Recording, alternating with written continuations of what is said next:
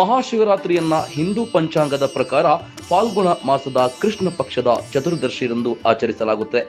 ವೀಕ್ಷಕರೇ, ಸಾಮಾನ್ಯವಾಗಿ ಶಿವರಾತ್ರಿ ಫೆಬ್ರವರಿ ಅಥವಾ ಮಾರ್ಚ್ ತಿಂಗಳಲ್ಲಿ ಬರುತ್ತೆ. ಇದೇ ಪ್ರಕಾರ ಈ ಬಾರಿ ಫೆಬ್ರವರಿ 26ರಂದು ಶಿವರಾತ್ರಿ ಹಬ್ಬವನ್ನ ಆಚರಿಸಲಾಗುತ್ತಿದೆ. ವೀಕ್ಷಕರೇ, ಅಷ್ಟಕ್ಕೂ ಇಡೀ ಹಿಂದೂ ಸಮಾಜವೇ ಆಚರಿಸುವ ಈ ಮಹಾಶಿವರಾತ್ರಿಯ ದಿನ ಶಿವನನ್ನ ಹೇಗೆಲ್ಲ ಪೂಜಿಸಲಾಗುತ್ತೆ ಅನ್ನೋದನ್ನು ನೋಡೋದಾದ್ರೆ, ಶಿವರಾತ್ರಿಯಂದು ಭಕ್ತರು ಶಿವಲಿಂಗಕ್ಕೆ ಹಾಲು, ಜೇನುತುಪ್ಪ, ನೀರು, ಬಿಲ್ವ ಪತ್ರೆಗಳನ್ನು ಅರ್ಪಿಸಿ ಪೂಜೆ ಮಾಡ್ತಾರೆ. ಅನೇಕ ಭಕ್ತರು ದಿನವಿಡೀ ಉಪವಾಸವಿದ್ದು ರಾತ್ರಿಯುದ್ದಕ್ಕೂ ಜಾಗರಣೆ ಮಾಡುತ್ತಾರೆ. ಇದನ್ನು ಶಿವರಾತ್ರಿ ಜಾಗರಣೆ ಎಂದು ಕರೆಯಲಾಗುತ್ತೆ. ಈ ಶಿವರಾತ್ರಿಯಂದು ರುದ್ರನಾಥ ಎಂದು ಕರೆಸಿಕೊಳ್ಳುವ ಶಿವನು ನೃತ್ಯ ತಾಂಡವ ಮಾಡಿದನೆಂದು ನಂಬಲಾಗುತ್ತೆ.